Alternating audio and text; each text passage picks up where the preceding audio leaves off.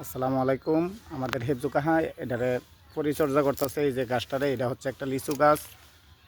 লিচু গাছটাকে আমার কাহা এই যে এখন গোবর দিয়া বিভিন্ন কিছু দিয়ে পরিচর্যা করতেছে। পাশাপাশি এই যে এখানে যত সবজি বাগান দেখতেছেন সবগুলো আকিসবিরি খায়, আর এই যে কাজগুলো করতেছে।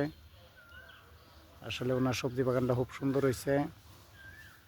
তারপর আরও আছে একটা জিনিস, এই যে এখানে টমেটো গাছ, এই যে অনেকগুলো জুম করলে এই যে দেখেন টমেটো।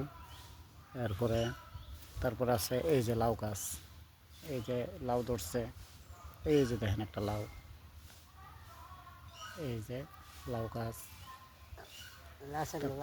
তারপর ওইদিকে ডাটা গাছ, এই যে টমেটো গাছ, বিভিন্ন গাছ। এই যে পাশাপাশি কাঁঠাল, এই যে আবার এই বাগানে আছে অনেকগুলো কাঁঠাল। এই যে দেখেন অনেক কাঁঠাল আছে, কলা গাছ, এই যে কাঁঠাল, এই যে দেখেন কাঁঠাল, এই যে কাঁঠাল। এগুলি সব উনি এই পাহাড়ের উপরে এই কৃষিকাজ করতেছেন অনেক কষ্ট করে।